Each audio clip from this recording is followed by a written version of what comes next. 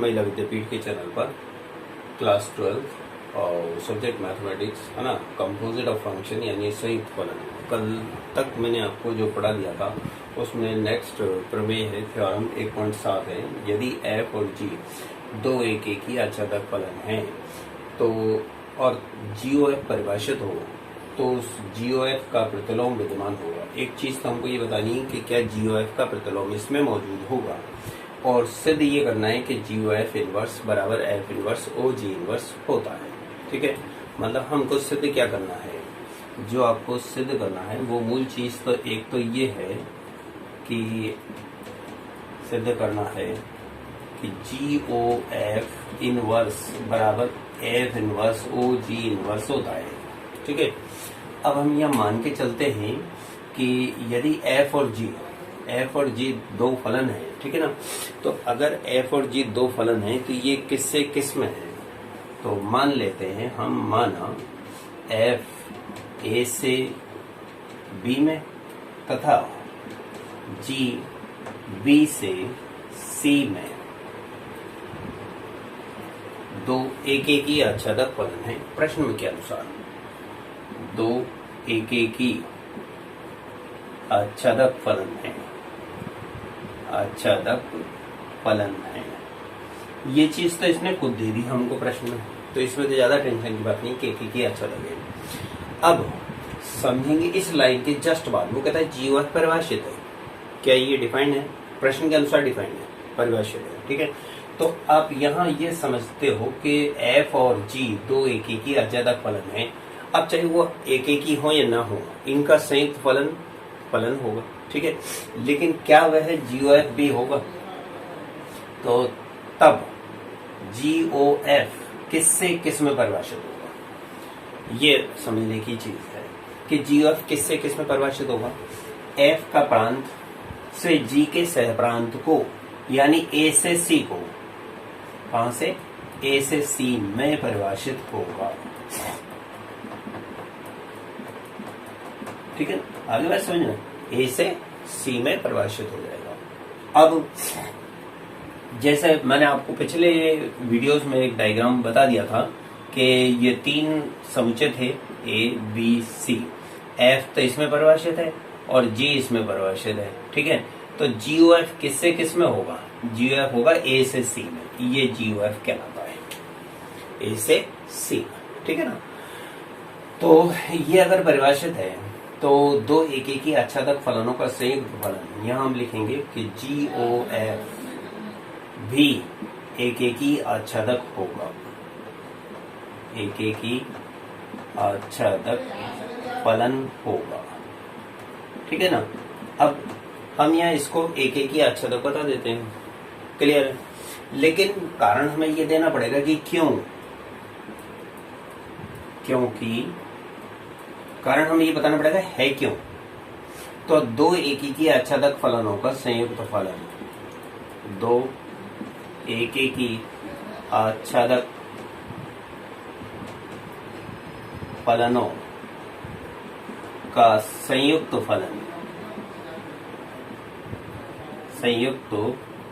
फलन भी एक ही आच्छादक होता है। कैसा होता है? एक ही आच्छादक होता है, आच्छादक फलन होता है। ये हमने कारण लिख दिया। ठीक है, तो ये मेरा कारण होगा। अब आपको ये तो पता लग गया कि GOF एक प्रकार से फलन है। तो GOF किससे किस में परिभाषित है, a से c में। तो GOF का जो इनवर्स है, यानी जब GOF अगर एक फलन हुआ, यानी हम इसको एक फलन मान ले, तो अगर ये फलन है खुद एक ही आच्छादक फलन है तो निश्चित है इसमें प्रतिलोम विद्यमान होगा। तो GOF में प्रतिलोम विद्यमान होगा, प्रतिलोम विद्यमान होगा। अब GOF का खुद का प्रतिलोम क्या होगा? जैसे F था, F अगर A से B में है तो F का प्रतिलोम F इनवर्स होता है, वो किससे किस में हो जाता है, B से A में, नॉर्मल बात है। तो GOF खुद अगर एक फलन है तो अगर ये प्रतिलोम इसका विद्यमान है, मौजूद है, यानी जैसा इसके कहे अनुसार, तो इसका मतलब ये हुआ कि GOF इनवर्स किससे किस में परिभाषित होगा? अगर जी ऑफ ए से सी में है, डेफिनेट है, अगर ए से सी में है तो इसका ये होगा आंसर सी से ए को। ठीक है, आगे आपके समझ में? तो ये लाइन आपको समझनी थी कि जी ऑफ इनवर्स किससे किस में परिभाषित हुआ। भाई एफ और जी दो एक ही के अचेतक फलन है, जी ऑफ ए से सी में परिभाषित होगा। ठीक है, एक ही के अचेतक फलनों का संयुक्त फलन भी कैसा होता है? एक ही के अचेतक होता है। ये मैंने कारण लिखा दिया। ठीक है, अब यहाँ जी ऑफ अगर एक ही अचेतक फलन है, ठीक है ना, तो उसका प्रतिलोम मौजूद होगा। कल मैंने आपको बताया था कि अगर एफ एक ही अचेतक फलन है, यानी एक फलन एफ ही एक ही अचेतक है, तो उसका प्रतिलोम विद्यमान होगा।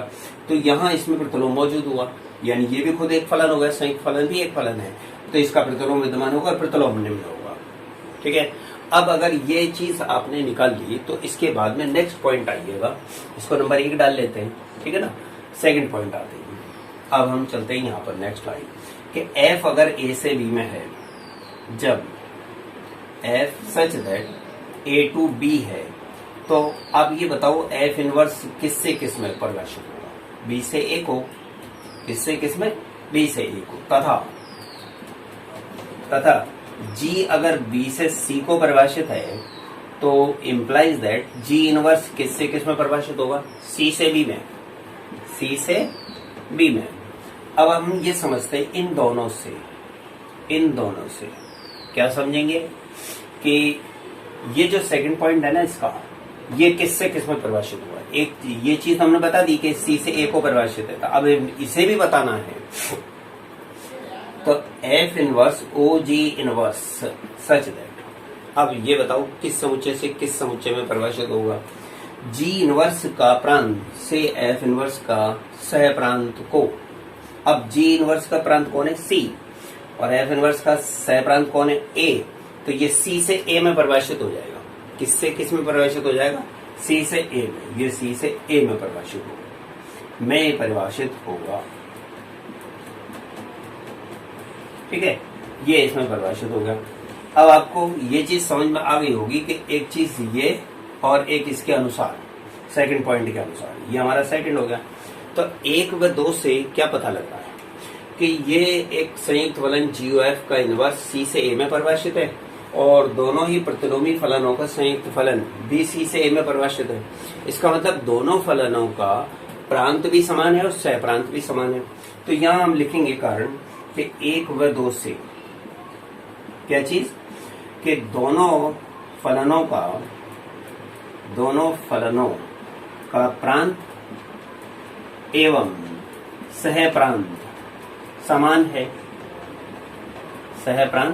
समान है। अब अगर ये समान है तो प्रांत और सह प्रांत के अनुसार ये दोनों बराबर कहलाए, इसके अनुसार बराबर कहलाए। लेकिन एलिमेंट्स के अनुसार कैसे बराबर होगा वो भी तो हमें बताना है। चलिए यहाँ हम एक चीज तो सिद्ध कर चुके हैं कि भाई समुच्चय से समुच्चय में तो दोनों समान है, दोनों का ही सी से ए में संबंध हो रहा है। अब आइएगा यहाँ पर अगले पॉइंट पर, अब हम सिद्ध करेंगे कि x belong to a, y belong to b और z बिलोंग टू c है। यानी इसका अवयव x है, इसका y है, इसका z है। ये मान लेते हैं 3 एलिमेंट्स ना। भाई 3 समुच्चय है तो 3 समुच्चय के अंदर क्या अवयव क्या मानूंगा? भिन्न मानूंगा ना। ये थोड़ी एक जैसे मान सकता हूँ, अलग अलग। आप ये कोई जरूरी नहीं, आप कुछ भी मान सकते हो, लेकिन आप क्रम का ही ध्यान रखना। क्रम से क्या है कि हमें याद आसानी से रह सकता है। x belong to a, y belong to b, z belong to c है। अब सबसे पहले हमें ये वाली चीज बतानी है, GOF इनवर्स LHS साइड। तो LHS साइड को बताने के लिए तो हम यहाँ लिखेंगे कि जब f a से b में है, जब f a से b में था तो डेफिनेट है कि fx is equal to y होगा कि नहीं होगा? दूसरी बात, अगर g such that b to c है तो निश्चित है कि gy बराबर z होगा। क्यों? एक ही आच्छादक होना, ये आच्छादक होने का गुण बताता है ये। अब इन दोनों से आपको GOF निकालना है, तो देखिएगा GOF मैं निकालना चाहूंगा। तो GOF में f का प्रांत कौन है? x। मैं यहाँ x लिखूंगा, ठीक है। तो GOFX निकालेंगे पहले हम। तो G मंझला कोष्टक fx, ठीक है। अब आप यहाँ देखिएगा fx की जगह तो लिखेंगे y, तो gy, अब जी वाई में क्या करेंगे कि जी वाई की वैल्यू ये कहता है जेड, तो आप जेड रख दोगे, जेड रख दोगे।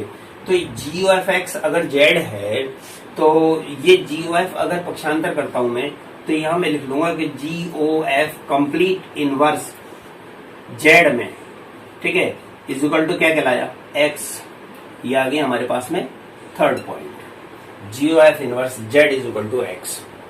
ठीक है, ये आपके समझ में यहाँ आ गया होगा कि अगर कोई फलन इस प्रकार से दिया होता है, जैसे मैं यहाँ बता देता हूँ, अगर F X is equal to Y है तो F inverse Y is equal to X होता है। ठीक है, प्रतिलोम में व्यक्त करने के लिए ये नियम लिखा जाता है। तो अतः ये यहाँ से यहाँ तक हो गया, एक पॉइंट सिद्ध हुआ। दूसरी चीज समझिएगा कि अलग अलग दोनों के प्रतिलोमी निकालकर, दोनों के प्रतिलोमी निकालकर जब मैंने F X is equal to Y था, जब F X is equal to Y था तो implies that F inverse Y is equal to X होगा, डेफिनेट है। और अगर G Y is equal to Z था तो निश्चित है कि ये G inverse Z is equal to Y होगा, होगा नहीं होगा। अब आरएचएस पक्ष की देखते हैं, ये तो हमारा एलएचएस साइड क्लियर हो गई, ठीक है ना, ये हमारी एलएचएस साइड थी, ये हमारा एलएचएस साइड से हुआ था। अब आरएचएस साइड में F inverse O G inverse, F inverse O G inverse. अब जी इनवर्स का प्रांत कौन है, ये देखो, जी का तो प्रांत है बी, लेकिन जी इनवर्स का प्रांत हो जाएगा सी, उल्टा है ना भाई। अगर यहां पर मैं देखूंगा कि जी का प्रांत बी है तो जी इनवर्स का प्रांत सी होगा। सी में एलिमेंट मेरा कौन सा बिलोंग कर रहा है, जेड वाला, तो मैं यहाँ जेड लिखूंगा। ठीक है, अब ये संयुक्त फलन हटाता हूं, एफ इनवर्स मंझला कोष्ठक जी इनवर्स जेड। अब जी इनवर्स जेड की जगह क्या रखोगे आप, एफ इनवर्स जी इनवर्स जेड की जगह वाई लिख दोगे। ठीक है, अब एफ इनवर्स वाई की जगह क्या लिखोगे, एक्स ऊपर से। तो इस प्रकार F inverse O G inverse Z बराबर क्या आया, एक्स। ये आ गया चौथा पॉइंट, चौथा पॉइंट आ गया ना। अब आप तीसरे और चौथे से क्या समझे कि ये दोनों बराबर हैं, ये दोनों बराबर है। एक व दो से तो ये समझ में आया कि भाई समुच्चय से समुच्चय में, यानी दोनों ही समान, दोनों का ही समान प्रांत है, समान ही सह प्रांत है। और नीचे एलिमेंट दोनों का बराबर आ गया, समान अवयव रखने पर समान ही अवयव प्राप्त हुआ। तो अतः लास्ट में आप ये कह सकते हो कि साहब लास्ट में यहाँ कहोगे 3 व 4 से, 3 व 4 से क्या G O F inverse is equal to F inverse O G inverse होता है। आया आपके समझ में? तो इस तरह से आप इन चीजों को थोड़ा सा याद भी रखें, ठीक है ना। और अगर कहीं नहीं आता है तो आप बेझिझक पूछ भी सकते हैं। मैंने पिछली प्रमेय में आपको 1.4, 1.5 और 1.6 तो मैं आपको बता चुका हूँ, ठीक है। और ये 1.7 थी। मेमोरी में हमेशा याद रखना कि ये थ्योरम्स जो है वो बहुत इंपॉर्टेंट होती हैं और ये काम भी आती हैं, आगे की बड़ी कक्षाओं में बहुत जरूरी होता है। ओके।